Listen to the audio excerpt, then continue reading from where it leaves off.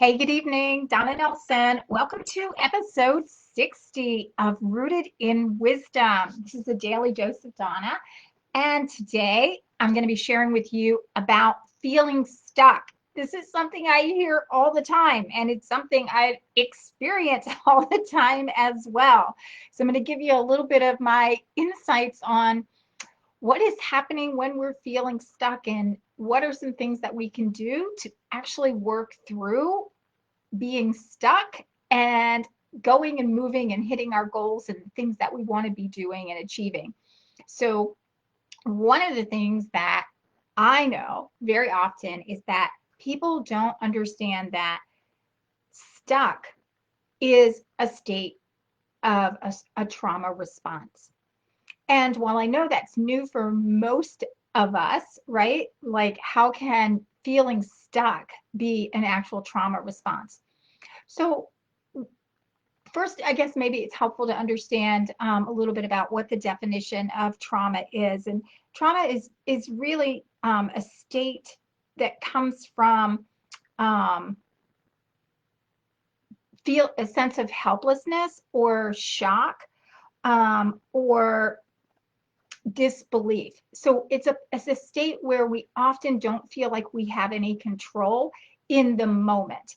And then that tension, that energy gets embodied within our both our brain as a memory and in our physical body. The energy gets bottled up there.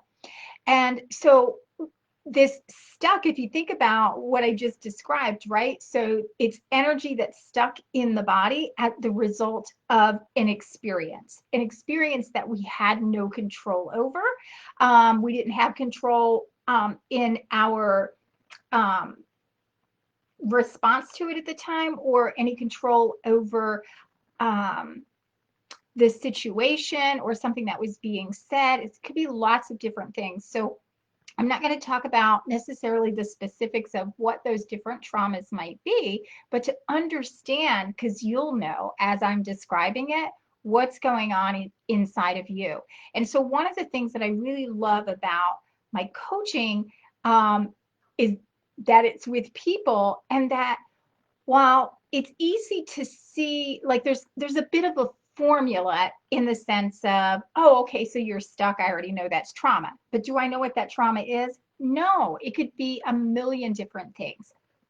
Um, I could see certain patterns and behaviors, and I know that's already that there's some underlying unresolved trauma, right? I can tell based on this how people speak and the words that they use and kind of what's going on behind that. But do I know always the exact root of it? No. But what I do know, and this is pretty easy giveaway, is that we've all experienced trauma, every one of us to some degree. And there's a wide spectrum of what that could be. So lots of times my clients that I'm working with will say, I had a pretty good childhood. I don't remember anything significant that happened or anything that I was traumatized about. And there doesn't have to be anything really earth shattering, like earth shattering, right? It doesn't have to be a natural disaster. It doesn't have to be a pandemic. It doesn't have to be a car accident or a death. It could be a small thing that you did not um, have an understanding of and know how to process and accept it at the time. So it became as a shock, or you felt helpless in the situation. And this could literally even be in utero. What we know now from the most amazing brains in the field of trauma is that not only is our trauma become multi-generational, but it's starting to occur. Our identity and how we feel about the world, whether we come out feeling safe or not, starts in utero. And so all of this is important when we're talking about um, relationships, when we're talking about how to function at our potential, and how to grow and develop personally and professionally, how we show up in business. And so often when someone comes to me and wants to work with me, there's this thing that's going on that they're trying to resolve and they can't figure it out. But then, we see how this is a very global issue because it's affecting all areas of their life. It's not just this one thing. And of course, I know there's always trauma underneath that. And so it's like, okay, well, let's, dig into that and understand I'm feeling stuck, or I can't move past this thing, or why do I keep doing that? And so it's a trauma response. And what is the story that's underneath that? Without really knowing what the trauma is, there's a few things that we know for sure. When we feel stuck and we won't allow ourselves to move forward, right? Or, we tend maybe to sabotage ourselves and do things kind of mediocre or not follow through to completion, right? These are things that stuck looks like. Um, and so it could be, I had this story about not being good enough. And you might not even know it because it's in your subconscious. And until someone kind of brings out this awareness and starts talking around it with you, then you're like, oh my gosh, that's it. Maybe it's a fear of being disappointed or disappointing others, disappointing yourself. Disappointment is my nemesis. Um, Fear of being judged, not being loved. Like these are all things that can keep us stuck from moving forward, taking a risk, showing our best self. I mean, this was a conversation I had recently about, yeah, I don't want to really put myself out there and be my best self because what if I step into my authentic and, my highest potential and then things go poorly, right? What if I can't live up to that and then I disappoint others? And to get to underneath that story, the interesting thing is here's what we do when we're stuck and we get into these cycles of around this trauma response is that the very thing we are trying to avoid is exactly what we inflict on ourselves. So, using the example that I was just saying, is well, I don't want to disappoint anyone, so I'm not going to do this task or complete all of it, or I won't, I'll sabotage myself and not complete it on time. And so the idea is, oh, I'm so afraid of not doing a good enough job. And I'm afraid I'll disappoint them if I don't do it well or good enough. And therefore, I don't do it at all or I don't get it done on time. And so, what is the outcome anyway? Disappointment. You've disappointed someone else because you didn't follow through. And now you've disappointed, even more importantly, yourself. And so that's disappointment. And there's fear under every one of these, right? So what is that fear driven by, right? What is the emotion? What are the stories? What is the energy that's living in our body? And what is the root of where that is coming from? There's always a long string of stories by time we're adults that have contributed to whatever these things are that we get stuck in, taking that risk, stepping forward, being our best self, following through to completion, whatever these are, they're all a trauma response that has created this story within us as a result of the emotion that lives within us around that earlier experience. And so, what were my notes here? I wanted to say, oh, I just with regards to, so often the mistake that we make in interacting with others, and that's why, having is why I was going to say obsessed, but that sounds crazy. Even though we are all a little crazy. The but I've been immersed the last few years in learning about trauma because it is one of the most integral things that we can know and understand about each other, is that anytime we are uh, acting out irrationally, and I say irrationally, and it doesn't necessarily mean like, over the edge kind of irrational. It could be irrational in some of the things that we're talking about now, right? Not taking action, um, not making proper calculated risk, and feeling fear, and being, just putting yourself in a well of feeling stuck in inaction. And so why are we doing these things? Why are But it could also be complete outbursts, right? And completely irrational behavior and lack of self-control. And um,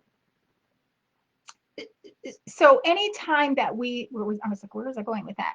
Anytime that we're seeing these irrational behaviors that often can look like anger, or poor decisions, or even very juvenile, like childlike behavior. So sometimes you can see people, it looks like they've reverted back to their 5-year-old self in their behavior, in the way that they're interacting in relationships. And it doesn't matter if it's professional or personal relationships. And so you're like, wow, that was really childish, right? Like, where does that come from? Trauma. It's all trauma. But it is a trauma response. It's not that any of this is bad. It's that to understand this is what is going to help us in all of our relationships, and help us as leaders in business and with working with others. It's important for us to recognize our own and heal it, because then we're projecting it on others, and it's also not allowing us to be our best self professionally, and growing our business, or whatever those things are. And so that would be one. Also, though, to understand that the people that you're working with, in any capacity, also have trauma that is likely unresolved. So I feel like it's some of the most amazing minds in this space of trauma that I follow, and one today is what got me on this talk. Dr. Gabor Mate, world renowned for his work in the space of addiction, mental health, trauma. But he was 20 some years as a medical doctor in family practice, and then took a shift to go into the field of addiction and mental health, and has become an expert in trauma. And he just came out with a documentary that I watched today that was just riveting. I mean, it's so riveting, and you can watch it too. Um, I think it's still free. You may have to pay a small amount for it, which really is just a donation. But The Wisdom of Trauma, and he's written a few books. One is The Realm of the Hungry Ghost, and the other one is When the Body Says No. And one of the things, well, I didn't want to talk about all of that in this thing, but just to talk about what causes us to be stuck. But one important thing about this is that when we hold on to trauma and it stays in our body, it manifests into physical or mental illness. And so very often, we're not identifying what's causing, and people will often say, oh, well, it's hereditary, or it's this, or it's that. And it really is just embodied trauma. And that as we resolve the trauma, most often these experiences, these diagnoses also resolve. I see it happen all the time. So that's what we do know about trauma, and is that it absolutely manifests into physical and mental illnesses. How long that takes, it's different for everybody. What does that look like? Could be an autoimmune disorder. It could be cancer. It could be depression. It could be schizophrenia. It could be a bazillion arthritis, any kind of autoimmune disorder. And there's very biological reasons for that. When we're in a stress response, the brain and the body, when we're traumatized, the brain and the body are communicating with each other. They trigger these hormones that upset the chemical balance in the body, that causes inflammation. And depending on your genetic makeup, it'll turn on those genes that are the weakest. It's kind of that simple. So to understand that, but the other thing that I wanted to say too is that, often the tricky thing about us humans is that we can go around, our appearance can look like everything is fine, right? So on the outside, it's what I say all the time, on the outside, like shedding here. On the outside, we can look like we have it all together, but on the inside, it is total chaos brewing, right? So on the outside, our world can look great because professionally we're successful. We got the smile on our face. We have this tough exterior, right? Very pleasant, very ambitious.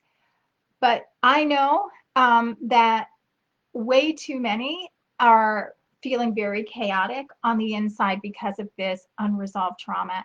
And what is happening, the challenge for us is that it's exhausting. When we're carrying around and we're fighting this resistance all day, every day. I was talking to someone yesterday about this very subject, and they're like, it's exhausting. Like, it's just so exhausting fighting against this being stuck. So when we release the resistance around what is holding us back, when we release the resistance of, that trauma, and understanding and appreciating what we're trying to not do, but that we're doing, it's this constant push, right? One piece of us is pulling, another piece of us is pushing, and you're trying to, hold it together, and it's exhausting. So, so processing through the emotion of the trauma is critical to move forward. And most of the time, it can just be the awareness of it that actually just releases it. So at least it is a starting point for most people. If you don't fully process through it, though, it will keep showing up at other times. But the difference is that you have a new awareness, and maybe you could do something, figure out how to repattern each time. So some of the things that are really important when you are starting to understand this and process through trauma or toxic stress, either current, like present toxic stress, or a present traumatic thing that just happened, or even the past things that are bottled up in your body, is to, once you start feeling the feelings coming up, to feel the feelings. And what does that present like? It could be crying. And crying is really important for releasing the bottled up emotions. So if there's a experience that you're having and you feel like, oh, I want to cry, but our tendency is, oh, I don't want others to feel uncomfortable, so I'll suck it up, or I don't want others to think I'm a big baby, or it wouldn't be appropriate in this setting, or whatever those things are. And then you immediately clinch down, and you're now holding those emotions in, and the potential of them getting stuck in your body because you're not processing them through. Another thing that we can do, and it can be really fun, it's very cathartic, is this body shaking. And it really is a very animalistic way of processing stress. If you think about, have you ever seen an animal that got scared. I see it with my cats all the time. They're constantly like, something scares them, or I touch them and it was irritating them. They'll get up and they'll just shake it off. And that's what animals do naturally, is they shake off their stress. But as humans, we're more bottlers, right? We're more like, we're less likely to show people that we're afraid or that we're sad or scared. And so we get into that state of resistance. So just, if you don't want to cry, or your body doesn't feel like crying, then just shake. And you could just shake your arms, jump up and down, anything to help shake out some scary situation. I mean, it could be something as light as, oh my gosh, I almost got in a car accident. And like, you're still like reeling from that, even though nothing happened. It was just that in our mind, the possibility of something happened was so shocking. And the best thing you can do is shake that off, like literally just shake it off. So there's a phrase for that, right? When people say shake it off, there's a reason for that. You're shaking out that traumatic energy. So crying, shaking it off, and just moving, like just getting up and moving, whether it's going for a walk.